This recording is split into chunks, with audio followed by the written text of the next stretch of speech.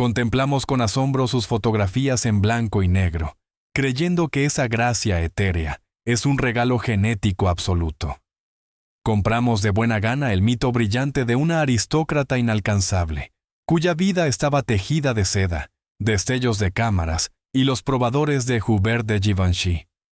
Pero si nos atrevemos a mirar detrás de la fachada de esta imagen impecable, encontraremos algo completamente diferente. Veremos a una estratega brillante, una mujer que transformó una profunda deficiencia biológica, terror psicológico y traición familiar en la mayor filosofía estética del siglo XX. No solo sobrevivió, reescribió el mismo código de la feminidad, obligando al mundo a adorar las secuelas de su catástrofe personal. Y para entender cómo logró la mayor ilusión óptica del siglo pasado, necesitamos regresar a esa era en la que Hollywood exigía algo completamente diferente de las mujeres. A la era en la que ella entró, sin una sola oportunidad de victoria en su arsenal. Acto 1. La conquista de Hollywood, a principios de los años 50. El imperio del sueño americano se deleita en una dulce, casi agresiva abundancia de posguerra. Las grandes pantallas están dominadas por una fisicalidad triunfante y desbordante. Los jefes de los estudios, esos poderosos arquitectos de la conciencia de masas, definen la feminidad a través de estrictas matemáticas de medidas, curvas exuberantes, sedas pesadas, calidez animal de la sexualidad que irradia sin pudor. Una mujer en pantalla debe ser una celebración, un símbolo viviente y tangible, de que los años de privación global, sistemas de racionamiento y escasez, han quedado atrás para siempre. Era una era de leviatán óptico, una gigantesca fábrica de ilusiones, devorando metódicamente todo lo sutil, complejo y ambiguo. La industria vendía carne en exceso como la principal moneda cinematográfica, porque el público, traumatizado y cansado, necesitaba desesperadamente la densidad reconfortante de la existencia. En esta deslumbrante feria de vanidades, solo sobrevivían aquellos que podían llenar el máximo espacio físico en pantalla. Y en esta despiadada máquina industrial, donde el atractivo femenino se medía únicamente por centímetros de caderas y busto, ella entra, sin formas seductoras, sin la mirada lánguida y prometedora de una tentadora depredadora. Angular, absolutamente plana, aterradoramente, casi desafiante andrógina. Según todas las leyes de hierro del sistema de estudios de esa época, debería haber sido una sombra inadvertida, un experimento visual fallido, una actriz episódica pasajera en un fondo borroso. Su constitución física era un opuesto directo, cortante a la vista, a lo que la era insaciable exigía ferozmente. Su cuerpo parecía un error sistémico en el rígido sistema de coordenadas de Hollywood, donde la maleabilidad y la suavidad acogedora gobernaban incondicionalmente. Pero en lugar de ponerse obedientemente ropa interior correctiva asfixiante, rellenos y conformarse desesperadamente con el desalmado convoy de estandarización, hizo algo absolutamente increíble. Llevó la fría, inaccesible arquitectura de la ausencia al centro del sobrecalentado Hollywood. 1951. Las legendarias audiciones para Roman Holiday. Un enorme pabellón resonante bañado por la dura, implacable luz de los focos del estudio. El director William Wyler mira a través del lente de la cámara y ve algo completamente ajeno al marco clásico. La cámara captura con avidez las líneas afiladas de sus tensos hombros, clavículas prominentes, gruesas cejas oscuras indomables, y un cuello que parece demasiado largo, demasiado vulnerable para una persona común. Ella recita diligentemente sus líneas aprendidas. Wyler ordena en voz alta, «corte», pero con una señal secreta, apenas perceptible, ordena al camarógrafo que no apague el motor. La pesada película sigue deslizándose en silencio, capturando la realidad más allá del guión ensayado. Delgados brazos. Echa la cabeza hacia delgados brazos. Echa la cabeza hacia atrás. Su risa espontánea y profunda explota el pesado silencio electrificado del pabellón. En ese preciso momento, no solo se imprime en la película de celuloide la brillante actuación de una joven debutante, se imprime una rebelión somática. Contra el telón de fondo de pesadas cortinas de terciopelo y voluminosas decoraciones de estudio, su geometría minimalista y afilada aparece de repente como el único objeto verdaderamente vivo. La cámara se enamora incondicionalmente de este audaz déficit. La luz resbala sobre sus pómulos no como sobre un melocotón suave, sino como sobre granito pulido. Se mueve con una facilidad aterradora, como de ave, cortando el denso aire del set como una cuchilla. Estamos acostumbrados a ver su rápido ascenso como un triunfo natural, históricamente predeterminado de la belleza impecable. Olvidamos que en el momento de su aparición, esta estética específica era considerada un absoluto desperdicio industrial.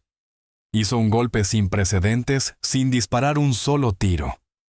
Sin tener ninguna de las armas convencionales de seducción aprobadas por el estudio en su arsenal, hizo que todo un mundo, obsesionado con el exceso, adorara voluntariamente la autodisciplina. Su aparición en la gran pantalla pulverizó en polvo fino los viejos dogmas patriarcales sobre lo que una verdadera estrella debe ser. Se convirtió en la salvación para millones de mujeres comunes, asfixiadas durante décadas bajo el peso de estándares inalcanzables de hipersexualidad. Esta figura frágil demostró para siempre que el magnetismo hipnótico no reside en cuánto espacio físico ocupas, sino en cómo delineas impecablemente tus límites personales. Reescribió el mismo código de la feminidad, convirtiendo la ausencia de volumen en un poder absoluto e indiscutible sobre el espectador. Acto 2. Hambre esquelética. Percibimos sin esfuerzo su silueta esculpida y su gracia de cisne como un regalo genético incuestionable, un legado aristocrático cultivado en las barras de ballet de élite. Es reconfortante ver pura poesía en su ligereza, un cuento de hadas de gracia innata. Pero detrás de esta fachada translúcida late una verdad fisiológica mucho más oscura y escalofriante. Su anatomía icónica, que luego sería venerada por continentes enteros, no se formó al sonido de la música clásica en amplios estudios de danza. Nació en el epicentro de una despiadada catástrofe humanitaria. El invierno de 1944 en la ocupada Holanda dejó una marca imborrable en sus huesos. Lo que las revistas brillantes llamarían más tarde elegancia sin igual, fue inicialmente una reacción biológica severa de un cuerpo joven ante la privación total de alimentos y el miedo paralizante e insoportable. Al déficit físico diario se sumaba una vergüenza venenosa que corroía el alma. Sus propios padres hicieron una terrible elección moral, simpatizando abiertamente con el régimen fascista. Para no enloquecer con esta doble carga, la traición familiar y el terror diario de la ocupación, una adolescente desarrolló un corsé de hierro e inquebrantable dentro de sí. La ciudad arruinada de Arnhem. Meses interminables y arrastrados de ese invierno del hambre, cuando la muerte se convirtió en una rutina mundana. Un sótano helado y oscuro donde la temperatura del aire apenas difería del frío exterior. Una joven se sienta en el rincón más oscuro y frío del refugio, abrazando fuertemente sus rodillas afiladas y protuberantes con brazos delgados. Cada movimiento fugaz causa un dolor sordo y arrastrado en sus articulaciones, porque el tejido muscular desnutrido se consume lentamente, inexorablemente, dando sus últimos escasos recursos para mantener su corazón latiendo silenciosamente. En sus manos heladas hay bulbos de tulipán sucios y amargos, pelados laboriosamente por dedos temblorosos y desobedientes. Mastica esta masa fibrosa y astringente lentamente, casi mecánicamente, lavándola con agua caliente para engañar un poco a su estómago, apretado por espasmos crueles. Arriba, a través de las delgadas tablas del suelo, resuenan sordamente los pasos pesados y metálicos de las patrullas armadas. En esta oscuridad húmeda, Llorar está prohibido. Temblar está prohibido. Hacer cualquier sonido que pueda delatar tu presencia está prohibido. Tiene que encogerse físicamente, hacerse más pequeña, disolverse en el espacio.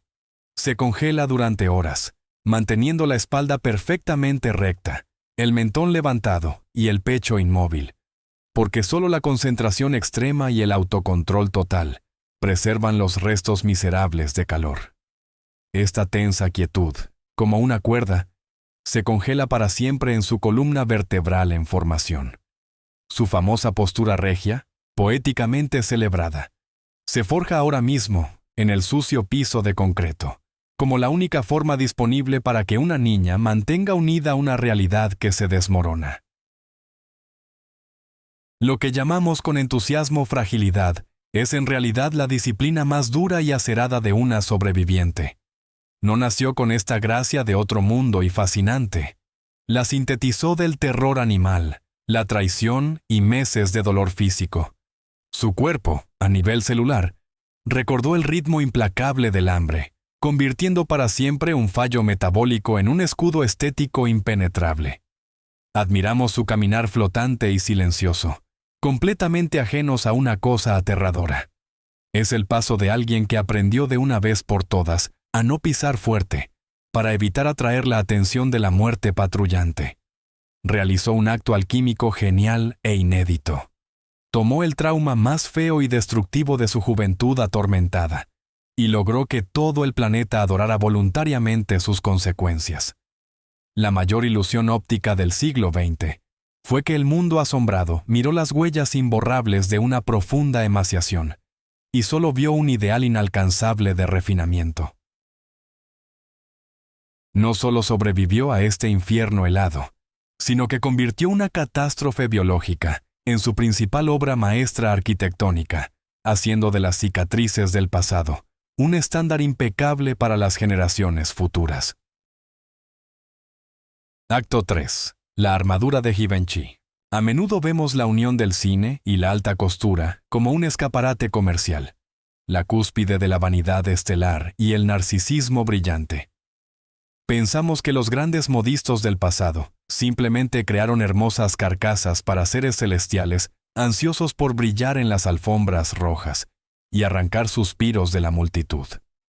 Pero la realidad de su relación con el diseño parisino ocultaba un significado mucho más dramático y profundo. Para alguien cuya psique vibraba constantemente con un trasfondo de ansiedad incontrolada hacia un mundo exterior agresivo, la industria del lujo no era un juguete ni una forma de acariciar el ego. Se convirtió en una fortificación vital, física. Las creaciones de Hubert de Givenchy no eran adornos decorativos, sino un exoesqueleto arquitectónico sólido. Mientras otras celebridades usaban telas caras y brillantes para resaltar su intocabilidad y seducir al espectador, ella buscaba refugio en líneas estrictas.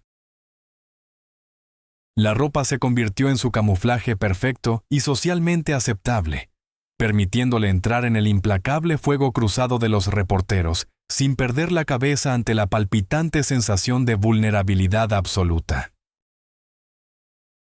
1953.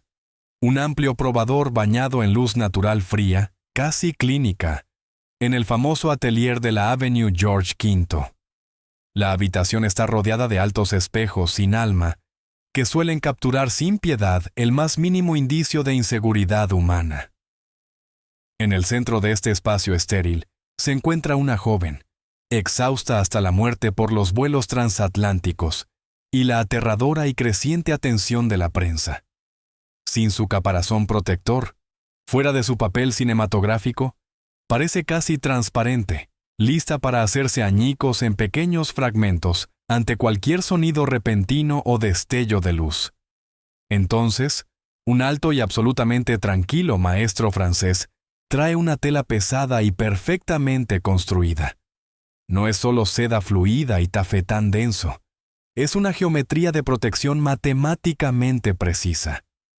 Cuando los fríos broches de metal se cierran en su espalda, ocurre una asombrosa transformación física y psicológica. La rígida e impecablemente trazada línea de los hombros asume instantáneamente la colosal carga que sus propios músculos, tensados al límite, ya no pueden soportar.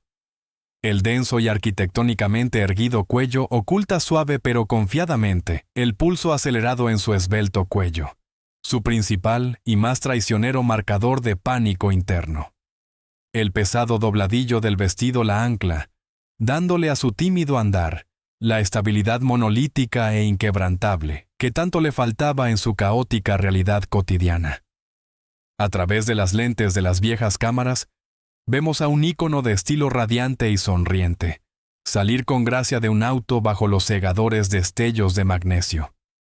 Pero si miras muy de cerca, puedes ver cómo sus delgados dedos se aferran con fuerza, hasta blanquear sus nudillos, al denso borde de una chaqueta de lana, como la única línea de vida en un océano embravecido. La tela absorbe ávidamente su temblor interno. Las costuras ocultas de sastrería y las rígidas bandas del corsé funcionan como ataduras psicológicas de acero, evitando que su frágil personalidad se haga añicos bajo la colosal presión de las despiadadas expectativas ajenas. En este impenetrable capullo de textura costosa, finalmente encuentra la ilusión de seguridad absoluta.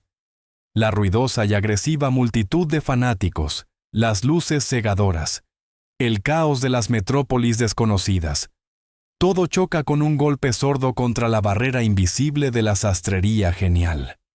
Construyó un muro insuperable de puro gusto a su alrededor.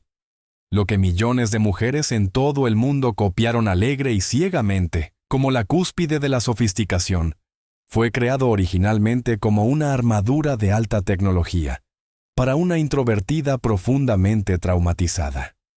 Engañó magistralmente al propio sistema estelar, haciendo que todos discutieran roncos sobre la longitud del dobladillo, la textura de la tela y la forma del escote para que nadie se atreviera a mirar más allá y ver sus ojos asustados.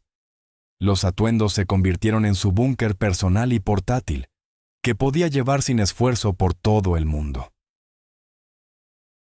En esta brillante búsqueda de protección, convirtió la alta costura en la armadura más exquisita de la historia humana, demostrándonos que la verdadera elegancia es siempre un acto magistral de autodefensa. Acto 4. Leviatán óptico y hipervigilancia. Nos gusta pensar que la gran actuación de la era del cine clásico se construyó sobre una extroversión poderosa, casi agresiva. Las estrellas de esa época literalmente irradiaban energía, llenando la enorme pantalla con emociones forzadas, gestos grandiosos y voces teatrales de resonancia antinatural. El público compraba entradas para el cine precisamente para ser abrumado por esta cascada implacable de pasiones. En este marco familiar, su famosa mirada de ojos de ciervo se ve tradicionalmente como un rasgo fisiológico encantador, un ángulo increíblemente afortunado, o el resultado del virtuoso trabajo de los maquilladores de Hollywood, con delineador oscuro. Nos reconforta creer que esos enormes ojos, siempre ligeramente húmedos, son solo una herramienta clásica de coqueteo femenino ingenuo. Pero la lente de vidrio, ese observador frío e imparcial, no puede ser engañada por capas de cosméticos. La lente captura no tanto la simetría externa del rostro, como el estado profundo del sistema nervioso, y lo que el mundo aceptó alegremente como una vulnerabilidad conmovedora, era, de hecho, un severo síntoma neurológico: hipervigilancia. Este agotador estado de escaneo extremo, constante, del entorno en busca de amenazas repentinas. Ella trajo al brillante celuloide la memoria somática de una criatura casada que una vez aprendió la lección principal. Para sobrevivir, uno debe detectar impecablemente el más mínimo peligro y congelarse al instante. Imagina un típico set de filmación a mediados del siglo XX. Es un verdadero caos industrial enloquecedor. El estruendo ensordecedor del equipo de iluminación masivo siendo movido. Los gritos nerviosos de los asistentes del director. El humo acre del cigarrillo colgando denso bajo el techo alto. El chirrido de los rieles metálicos torpes. Un clic seco y agudo de una claqueta de madera. La orden de acción. Mientras sus coprotagonistas comienzan inmediatamente a interpretar activamente la escena guionada, pronunciando líneas en voz alta y llenando su espacio designado con un exceso de alboroto cinético. Ella hace exactamente lo contrario. Se hunde en un silencio absoluto, aterrador, resonante. La cámara, lentamente, como hipnotizada, se acerca a su rostro, tomando un primer plano, y la película captura algo absolutamente asombroso. Sus pupilas están dilatadas al máximo, como dos pozos sin fondo, absorbiendo ávidamente la luz abrasadora de los focos. Su enfoque no está dirigido hacia afuera, como una actriz típica desesperada por complacer al público, sino profundamente dentro de sí misma. No parpadea innecesariamente. Sus pestañas permanecen completamente inmóviles, y su respiración se vuelve tan superficial y controlada, que su pecho apenas se eleva. No hay ni una gota de esa seguridad relajada y lánguida que ostentaban sus contemporáneos famosos. Esta es la atención pulsante, tensa como una cuerda de arco, de una criatura en un bosque peligroso, donde el más leve crujido de una rama seca o un aliento imprudente podría costar la vida, contra el telón de fondo de decorados brillantes y parlantes, y dinámicas mise-en-scène multifiguras. Esta concentración animal funciona como una anomalía gravitacional visual. Atrae toda la atención del público sin el menor remanente. Mientras otros actores se esfuerzan al máximo, tratando de reclamar su fragmento de fama con palabras ruidosas y movimientos agudos, ella simplemente mira. Y esa mirada fría, inquebrantable, no escanea al compañero de diálogo ficticio, escanea la misma tela física de la realidad en busca de rutas de escape. Su magnetismo fenomenal se construyó sobre una negativa radical e intransigente a la autoexpresión agresiva. Lo llamamos la magia incomprensible de su encanto. Pero en la base de este fenómeno yace un mecanismo de supervivencia brillantemente adaptado. El silencio, llevado a la perfección visual absoluta, se convirtió en su principal arma cinematográfica. El público, mortalmente cansado del drama falso y agresivo de la pantalla, se acercó instintivamente a esta quietud ansiosa pero cristalina. Observamos fascinados como alguien que, cada segundo bajo los reflectores, resolvía la compleja tarea interna de cómo permanecer lo más inadvertida posible, mientras estaba bajo el escrutinio de millones de ojos. En un mundo donde todos gritaban desesperadamente por amor y reconocimiento, ella demostró irrefutablemente que la forma más alta de poder sobre una audiencia pertenece a quien puede permanecer completamente en silencio. Transformó su profunda necesidad de mezclarse con el fondo en el espectáculo más hipnótico de la era, haciéndonos mirar sin cesar en unos ojos que, en verdad, solo buscaban un refugio seguro. Acto 5. El espejismo de desayuno en Tiffany's. Estamos acostumbrados a ver la icónica imagen de Breakfast at Tiffany's como un manifiesto absoluto e indiscutible del espíritu despreocupado de Nueva York y la naciente libertad de los 60. Para las masas, esta película se convirtió en el referente del chic frívolo, un himno eterno a las reuniones sociales y la celebración interminable de la vida. La cultura pop reprodujo diligentemente millones de pósters, donde una chica sofisticada con una larga boquilla encarna el atrevido sueño de la independencia bohemia.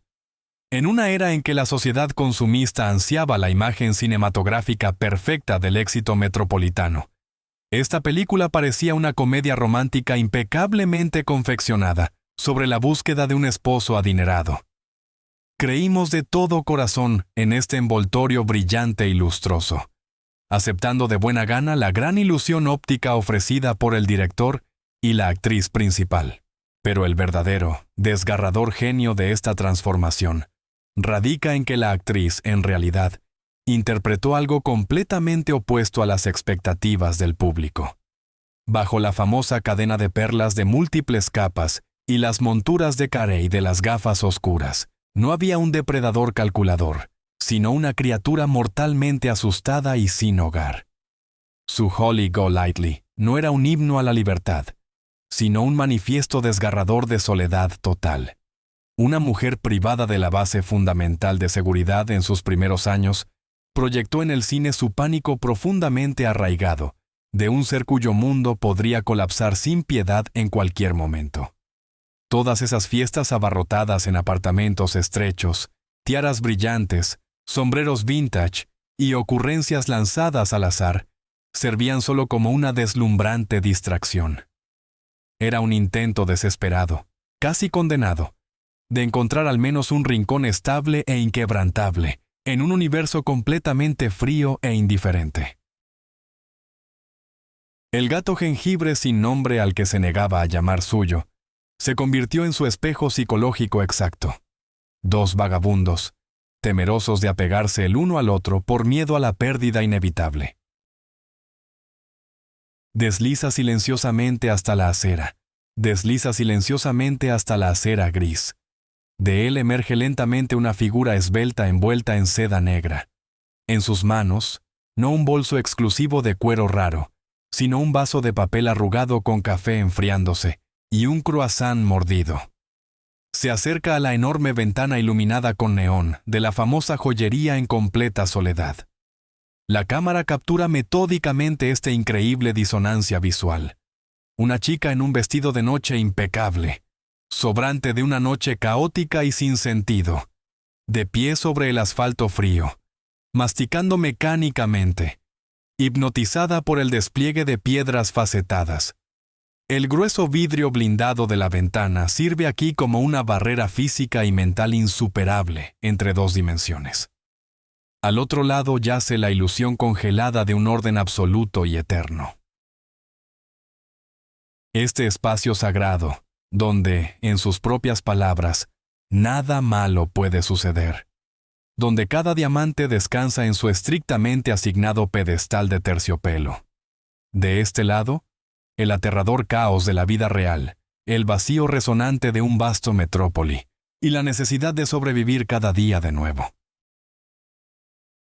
Dedos agarran el vaso de cartón, dedos agarran el vaso de cartón, hay una oración silenciosa por la salvación.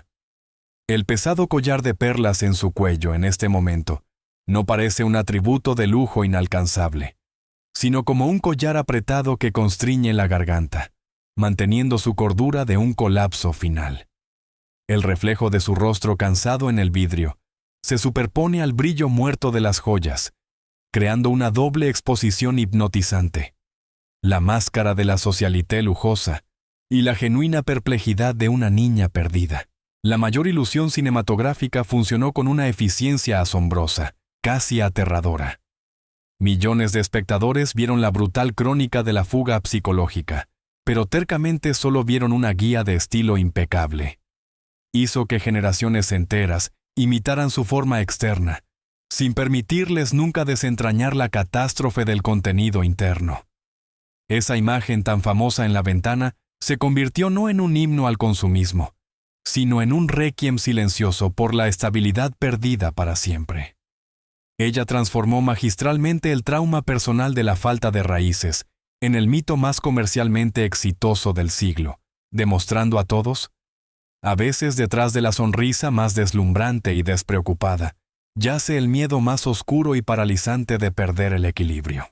Acto 6. Camuflaje lingüístico. Estamos acostumbrados a medir el magnetismo del cine clásico a través del prisma de la voz. El aparato vocal era el principal pasaporte social. El tono, la entonación y el dialecto revelaban sin lugar a dudas el origen, el estatus de clase y la geografía de una estrella. En este denso y rico paisaje sonoro, su discurso único y envolvente sigue siendo considerado el estándar definitivo e indiscutible de elitismo innato. Audiencias de todo el mundo creen sinceramente que esa pronunciación noble y etérea, donde Europa continental y América se entrelazan inextricablemente, fue heredada con sangre aristocrática, absorbida en antiguas haciendas y exclusivas escuelas privadas. Encontramos consuelo al escuchar en esos suaves y aterciopelados matices una historia de crianza privilegiada y absoluta seguridad. Pero la realidad suena mucho más aterradora y dramática. Ese legendario acento, ampliamente imitado, no era un signo de una vida social despreocupada. Era un camuflaje lingüístico complejo y magistral. Para una niña cuya crianza se desarrolló en la trituradora implacable de un conflicto armado global en la primera mitad del siglo XX, el lenguaje había dejado de ser solo un medio de comunicación. Se convirtió en una pista mortal. Atrapada en la encrucijada de culturas en guerra y países que cambiaban constantemente, aprendió demasiado temprano y de manera brutal. El más mínimo error fonético, un sonido gutural mal pronunciado, podía revelar instantáneamente tus verdaderas raíces y conducir a consecuencias fatales e irreversibles. Era vital, biológicamente necesario para ella borrar por completo sus huellas lingüísticas. Lo que el mundo luego abrazó como encanto exclusivo era, de hecho, un discurso sintético, cultivado artificialmente por una fugitiva, obligada a enterrar su verdadera geografía, empapada de terror bajo capas de impecables vocales inglesas. Finales de los 50. Un espacio cerrado, herméticamente sellado, revestido con paneles acústicos de madera en el estudio de una importante corporación de radiodifusión. En el centro de una pequeña habitación tenuemente iluminada, cuelga un pesado micrófono de metal pulido, capturando sin piedad y con hipersensibilidad las más leves vibraciones del aire. Se está grabando una gran entrevista para una audiencia nacional de millones. Un presentador experimentado con una sonrisa bonachona hace una pregunta rutinaria pero catastróficamente peligrosa sobre sus años de juventud pasados al otro lado del Atlántico.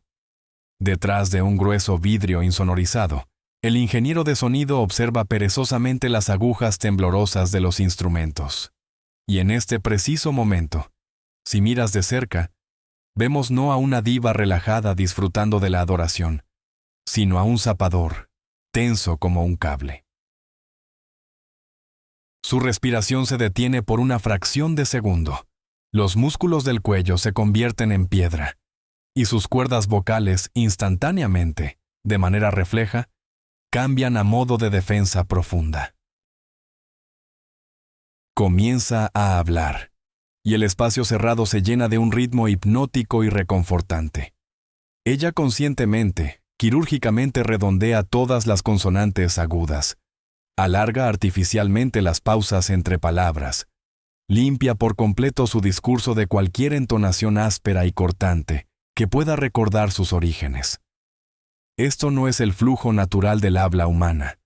Esto es el meticuloso trabajo de cortar su propia identidad en vivo al aire. Su voz fluye como néctar cálido y envolvente, pero dentro de esta suavidad engañosa yace una colosal y agotadora tensión mental. Controla físicamente cada fonema, erigiendo un muro sonoro impenetrable y resplandeciente entre su yo interior mutilado y la multitud hambrienta de revelaciones. Nos permitimos con gusto y alegría ser encantados por esta voz sintética, sin sospechar por un momento que estábamos disfrutando de una ilusión brillantemente ejecutada. Su inigualable y ejemplar manera de hablar no se forjó en escuelas lingüísticas de élite, bajo la guía de tutores costosos, sino en el escalofriante miedo a ser descubierta. Al crear esta fachada sonora única y sin nación, logró una hazaña psicológica. Hizo que la industria global creyera en su singularidad, mientras simultáneamente lograba una completa negación de sí misma. En un mundo donde cada intérprete ambicioso buscaba afirmarse lo más fuerte y auténticamente posible, ella triunfó dominando el lenguaje de la absoluta nada. Y fue este perfecto vacío fonético, esta renuncia voluntaria a la verdadera, sangrante memoria, lo que la convirtió en la voz más universal, segura y deseada del siglo pasado. Acto 7. La batalla por la autenticidad. A mediados de los 60, la fábrica de sueños alcanzó su máxima obsesión con los musicales grandiosos y brillantes. El género exigía perfección absoluta y estéril en cada fotograma, cada paso de baile, cada nota. La industria ya no se conformaba con una buena actuación o encanto. Necesitaba deidades sintéticas sin un solo defecto, capaces de llenar estadios. Conseguir el papel principal en la gran adaptación de la famosa obra de Bernard Shaw se consideraba el máximo triunfo cinematográfico de la década. Los jefes de estudio apostaron pragmáticamente por su fenomenal popularidad global, garantizando colosales ingresos de taquilla. Ella aceptó este desafiante reto con toda su dedicación puritana, dedicando largos meses a un agotador entrenamiento vocal. Creía sinceramente que su perseverancia y ensayos interminables le permitirían llevar de manera independiente la compleja partitura musical a la pantalla grande. Todavía estamos acostumbrados a ver esta película como la brillante corona de su carrera, una marcha triunfal absoluta por los cines del mundo. Pero detrás de las escenas de esta costosa atracción musical, se desarrolló un verdadero drama psicológico profundamente oculto. La dirección del estudio tomó fríamente una decisión puramente corporativa. Su canto genuino fue considerado insuficientemente operático e impecable para el presupuesto multimillonario. Primero en secreto para ella, y luego de manera bastante abierta, sus partes vocales fueron entregadas despiadadamente a otra cantante profesional desconocida detrás de escena. Para la célebre actriz, que había luchado desesperadamente toda su vida consciente contra el síndrome del impostor devorador, este truco técnico se convirtió en un acto de profunda violencia simbólica. La industria le dijo cínica y crudamente: «Tu envoltura visual es invaluable. Tu rostro vende millones de boletos. Pero tu contenido interior, tu verdadero sonido imperfecto, es completamente defectuoso y sujeto a reemplazo inmediato». Este rechazo duro e implacable resonó destructivamente con su miedo infantil más antiguo de ser inadecuada, de ser rechazada por el más mínimo fracaso en cumplir con las expectativas infladas de los demás. 1964. Una sala de proyección cerrada y aislada en los vastos terrenos de un conglomerado cinematográfico de California. Pesadas cortinas polvorientas están cerradas herméticamente, sellando la espaciosa sala del abrasador sol del mediodía de California. En una profunda silla tapizada en cuero en la primera fila, se sienta una mujer solitaria y frágil. En la pantalla blanca gigante directamente frente a ella, se proyecta el corte final de la esperada película. El haz de un potente proyector de estudio corta la densa oscuridad, iluminando su propio rostro en proporciones colosales y monumentales en la pantalla. La heroína toma una profunda respiración, llenando sus pulmones de aire, sus labios cerrándose y abriéndose en una articulación compleja, músculos faciales tensos por el increíble esfuerzo físico. Y en ese breve momento, una torrente de sonido estalla desde docenas de potentes altavoces alrededor del perímetro de la sala. Una voz soprano poderosa, cristalina e impecablemente entrenada resuena. Una voz completamente ajena. La mujer en la silla se presiona reflexivamente contra el asiento, como si recibiera un golpe físico repentino en el estómago. Mira sin parpadear a la copia gigante y en movimiento de sí misma, y experimenta una escalofriante y paralizante sensación de disociación. Se siente como un elaborado robo de identidad, cometido justo en los cegadores haces de los reflectores. Su propio cuerpo, sus expresiones arduamente ganadas, sus emociones genuinas apropiadas, irreversiblemente por un mecanismo industrial sin alma, y toscamente cosidas con el talento vocal de otra persona. En la oscuridad total y salvadora de la sala de proyección, nadie nota cuán fuertemente sus delgadas manos están aferradas a los reposabrazos de la silla. En la pantalla plana, su vibrante personaje supera triunfalmente barreras de clase insuperables, mientras que en la brutal realidad, la actriz viva está experimentando un momento de destrucción pública total de su integridad artística y dignidad humana. La mayor ironía de crear My Fair Lady radica en su monstruoso y aterrador reflejo. La trama de la obra clásica contaba la historia de una pobre vendedora ambulante, a quien un lingüista despótico de la ciudad obliga a pronunciar correctamente las vocales para encajar artificialmente en la hipócrita alta sociedad. En la vida real, la todopoderosa máquina corporativa hizo exactamente lo mismo con la estrella líder mundial, amputando crudamente su canto real y vivo, por el bien de lograr un brillo comercial plástico. Esta cicatriz, invisible para el mundo entusiasta, se convirtió en la culminación de su dolorosa relación de dependencia con el cine. Una vez más, de la manera más brutal, se le mostró que la amaban y la idolatraban no por quien realmente era, sino únicamente por la proyección perfecta y vacía que era conveniente y rentable vender a las masas confiadas.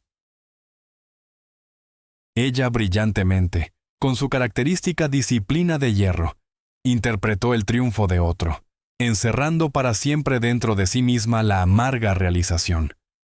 En la brillante cúspide de la industria, no hay absolutamente lugar para una persona viva y dudosa. Solo se permite la existencia de gólems impecablemente construidos. Acto 8. La arquitectura del vacío y renunciar al Olimpo. Estamos acostumbrados a pensar que la existencia de cualquier superestrella está gobernada por la despiadada ley de la expansión. Una vez en la cima del Olimpo cinematográfico, los ídolos de millones suelen aferrarse a su estatus con un agarre mortal, acumulando maníacamente nuevos papeles, honorarios astronómicos y apariciones interminables en portadas. En las coordenadas de la fábrica de sueños, alejarse voluntariamente del foco es un suicidio profesional. La sociedad de consumo exige que el ídolo sirva continuamente hasta el agotamiento físico y moral completo. Pero su brújula interna estaba sintonizada a una frecuencia fundamentalmente diferente, incomprensible para la industria avariciosa. Lo que los biógrafos llamarían más tarde pausas desafortunadas en su filmografía, eran en realidad un desmantelamiento brillantemente planeado y metódico de su propio monumento. Era una anticarrerista convencida y consistente. En el mismo pico de su poder, cuando los estudios estaban dispuestos a poner cualquier presupuesto del mundo a sus pies, cometió un acto radical de desafío. Eligió la arquitectura del vacío, cambiando la grandeza por la rutina, las alfombras rojas por el olor de la ropa recién lavada, y la dominación mundial por el silencio provincial tranquilo. Desesperadamente, ladrillo a ladrillo, intentó construir lo único de lo que el cataclismo del siglo XX la había privado para siempre. Un hogar absolutamente predecible e inquebrantable. Finales de los 60. Una antigua granja ahogada en exuberante vegetación a orillas del lago de Ginebra, escondida de manera segura de los lentes de los paparazzi por altos setos. Sobre una mesa de roble macizo en la espaciosa y suavemente iluminada sala de estar matutina, se apilan montones de carpetas de papel grueso. Son guiones enviados desde el otro lado del océano por los mejores directores del planeta. Contratos con cifras de 6 dígitos asombrosas, prometiendo nuevos premios prestigiosos y fama eterna. Cerca, el teléfono suena sin parar. Agentes suplican, productores regatean, la industria hace una rabieta, exigiendo el regreso inmediato de su musa principal. Pero la mujer en una simple camisa de algodón y viejos pantalones descoloridos ni siquiera mira estas montañas de papel. Está de espaldas a la mesa que promete millones, con los brazos desnudos enterrados en la tierra cálida y húmeda del jardín suizo. Con cuidado, con un enfoque maníaco, trasplanta arbustos de rosas blancas. La tierra ordinaria se acumula bajo sus uñas. El sudor perla su frente por el pesado trabajo físico. Desde la ventana abierta de la gran cocina luminosa, llega el burbujeo rítmico del agua hirviendo para la pasta y la risa completamente despreocupada de su pequeño hijo. En estos momentos, se arraiga físicamente. La tierra fresca y densa le da la sensación salvadora de control total sobre la realidad, algo que ningún papel brillantemente interpretado podría proporcionar. Aquí, entre los parterres cuidados y los utensilios de cocina simples. No hay críticos, ni cifras de taquilla, ni necesidad de mantener una postura perfecta sin pausa. Aquí finalmente se vuelve completamente invisible para el mundo depredador. Se sacude cuidadosamente las manos, entra con calma en la casa, pasa indiferente por la pila de contratos multimillonarios como si fueran un montón ordinario de papel inútil, y decide levantar el teléfono para dar una orden seca a su agente, para otra negativa intransigente a cualquier filmación, extendida por muchos años. Su principal y más destructiva rebelión contra el sistema de Hollywood residía precisamente en esta desarmante normalidad. Engañó magistralmente a la insaciable máquina que tritura sin piedad destinos humanos, solo para el entretenimiento de una multitud aburrida. Mientras sus célebres colegas gradualmente enloquecían por la soledad helada en lujosas mansiones vacías, lavando potentes antidepresivos con alcohol fuerte por un miedo animal al olvido inminente, ella misma borró voluntariamente su nombre de los radares principales. El mundo estaba acostumbrado a percibirla como un titán inalcanzable del cine global, pero ella solo quería ser una madre ordinaria, preparando tranquilamente el desayuno en su refugio seguro y meticulosamente guardado. Su renuncia irrevocable al Olimpo nos demostró una verdad asombrosa y fundamental. La forma más alta de poder sobre el propio destino es la capacidad absoluta de decir firmemente no a la fama mundial para pertenecer enteramente a uno mismo. Transformó su desaparición silenciosa en la obra maestra más elegante e intransigente de la era, mostrando que la verdadera, genuina estabilidad no se mide por el número de estatuillas doradas en una repisa de mármol, sino por el profundo e inquebrantable silencio en las habitaciones de tu propio hogar. Acto 9. Tratos biológicos y ruinas románticas. Estamos condicionados a creer en el cuento de hadas universal de que la adoración global se traduce automáticamente en felicidad personal. Asumimos que una mujer que puede comandar millones con un solo, sutil giro de su cabeza, debe atraer parejas igualmente invencibles y titánicas. En la mente pública, su viaje romántico se pinta como una serie de deslumbrantes uniones cinematográficas de dos fuerzas iguales. Pero la realidad de los contratos matrimoniales escondía una arquitectura profundamente trágica y fracturada. Detrás de las puertas cerradas de lujosos dormitorios, no se desarrollaba una historia de gran amor, sino un desesperado, casi primitivo trato biológico. No se casó para brillar en el foco junto a un compañero impresionante. Desesperadamente necesitaba un monumental, impenetrable muro patriarcal para esconderse del pulsante terror del mundo exterior. No buscaba pasión, sino protección física y emocional absoluta, tratando de delegar en un hombre el papel del protector todopoderoso que había perdido para siempre en las ruinas de su pasado. A principios de los 80, amplios apartamentos bañados en penumbra en un antiguo palacio italiano. Fuera de las altas ventanas, la ciudad vespertina murmura suavemente, derritiéndose en el calor residual del día. En lo profundo de la habitación, en una silla de respaldo alto, se sienta su esposo, un hombre exitoso y ambicioso acostumbrado a dominar su esfera profesional. Gira lentamente, casi nerviosamente, un pesado vaso de cristal en su mano. Los cubos de hielo crujen secamente. Al otro lado de la vasta alfombra persa, sentada en el borde de un sofá antiguo, ella permanece congelada. La distancia entre ellos no se mide en metros de parquet caro, sino en insuperables años luz de ensordecedor, resonante incomprensión. Ella lo mira fijamente, y en esa mirada no hay rastro de la famosa suavidad coqueta adorada por el público. Es una mirada pesada, escudriñadora, aterradoramente exigente de una persona indefensa que espera garantías de seguridad al 100%. Bajo esta insoportable presión visual, el hombre se encoge físicamente. Se casó con un ícono mundialmente famoso, solo para encontrarse atrapado en un espacio con alguien que exige lo imposible. convertirse en una cúpula impenetrable sobre su atormentada psique. El aire en la sala se vuelve espeso y sofocante, con agravios mutuos no expresados.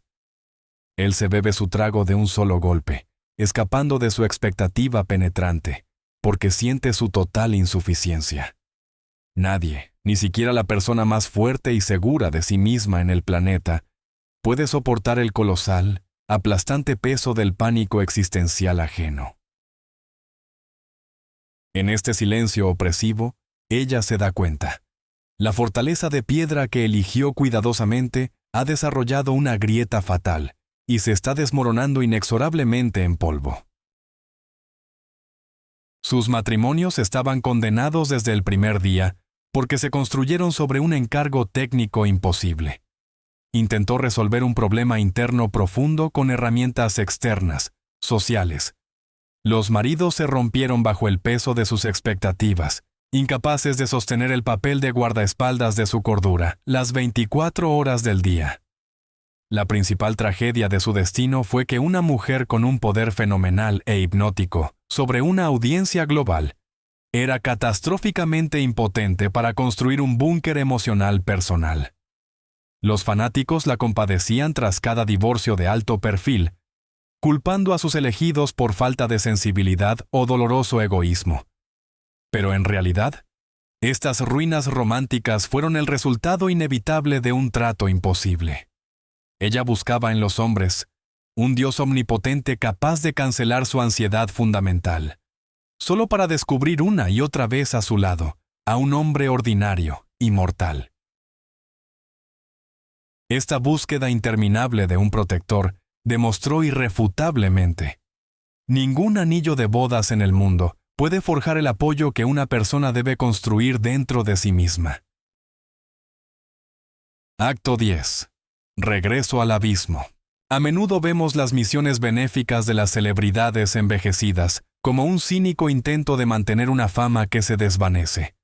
En la mente pública, las estrellas de cine viajando a países del tercer mundo son solo sesiones de fotos montadas con un telón de fondo de pobreza exótica. Un intento banal de comprar indulgencia social por décadas de lujo. La sociedad consumista espera una imagen estándar y cómoda de compasión. Una mujer bien arreglada con el cabello perfecto en un impecable traje de safari, derramando una lágrima cinematográfica ante las cámaras, solo para regresar a una lujosa habitación de hotel por la noche. Pero su trabajo como embajadora especial de las Naciones Unidas en las zonas de desastre humanitario de Somalia, Sudán y Etiopía rompió por completo este molde hipócrita. No fue una campaña de relaciones públicas, ni un gesto de una diva en decadencia, anhelando la atención del público. Fue un regreso consciente y aterrador al abismo más oscuro. Adentrándose en el corazón de la hambruna africana, completó un gran círculo somático. Los vientres hinchados por la deficiencia de proteínas, las extremidades enclenques y los ojos enormes y apagados de los infantes locales no evocaron en ella el horror distante que los delegados europeos adinerados suelen sentir. Reconoció instintivamente en esta monstruosa catástrofe biológica su propio código original. Mientras caminaba lentamente por la tierra calcinada de los abarrotados campos de refugiados, regresaba físicamente, a nivel celular, a su adolescencia desgarrada por el conflicto global.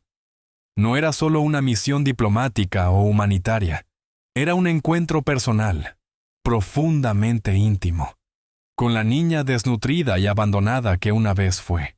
1992. Una estación médica improvisada en la frontera entre Kenia y Somalia.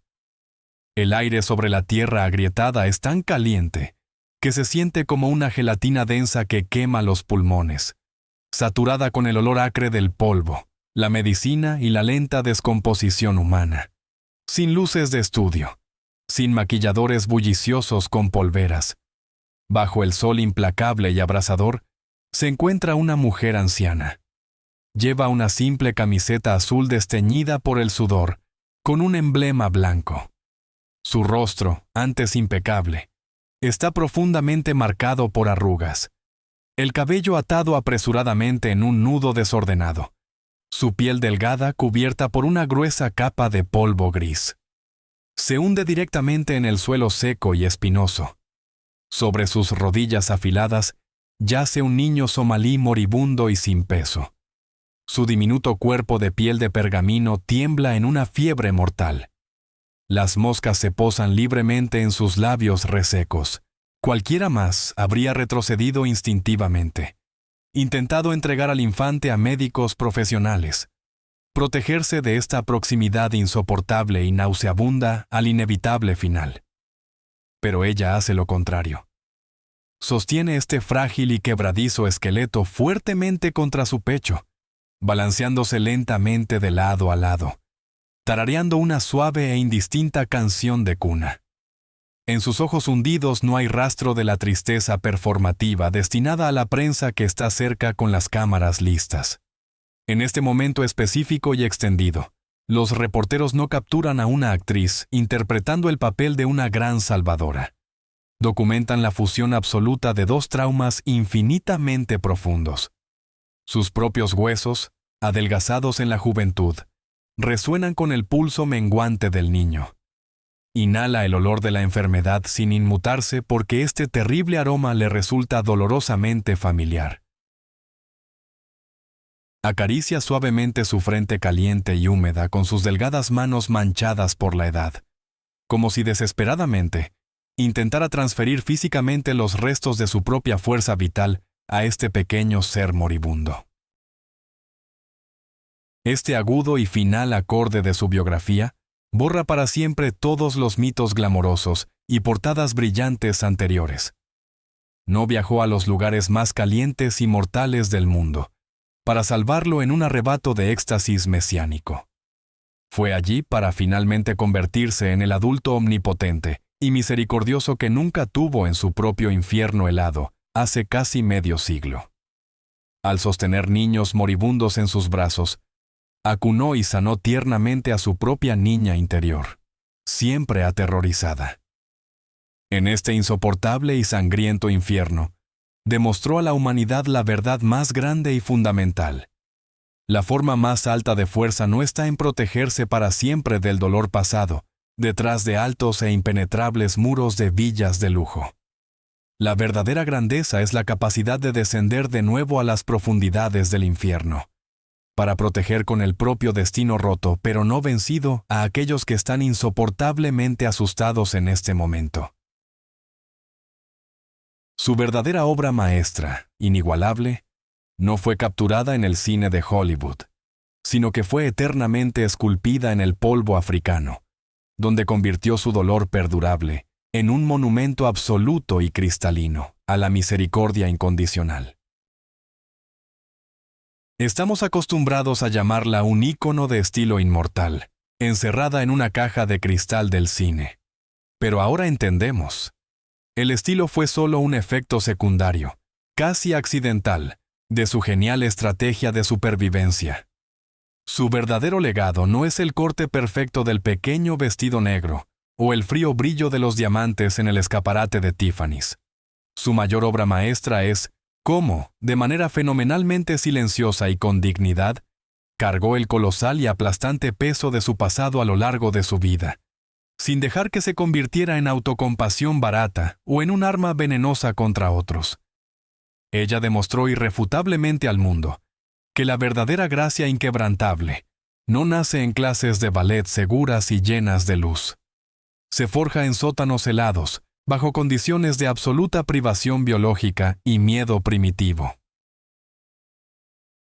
Detrás de la silueta más frágil y translúcida del siglo XX, había un núcleo increíble, titánico, que ni la guerra ni la despiadada trituradora de Hollywood pudieron romper. Comparte en los comentarios qué episodio de su verdadera y oculta biografía te estremeció más y te hizo ver sus imágenes en pantalla bajo una luz completamente diferente. Leo todo con atención. Suscríbete al canal y asegúrate de activar las notificaciones. Y si estás listo para seguir desmantelando las ilusiones del cine mundial, haz clic en el video en la pantalla ahora mismo. Allí te espera una inmersión profunda y detallada en la historia de una mujer que le dio al cine la imagen más reconocible, de una belleza sureña rebelde y atrevida. Para todo el mundo, fue la encarnación de la pasión y la gracia teatral impecable. Pero en este video, revelo que detrás de la fachada de una actriz brillante y esposa del mayor lord británico, había una agotadora guerra diaria con su propia mente. Diseco cómo la locura se entrelazó con el genio, y por qué el papel que le trajo la inmortalidad se convirtió en su mayor maldición. Haz clic en el enlace en la pantalla. La historia de un brillo absoluto y un costo psicológico insoportable te espera allí.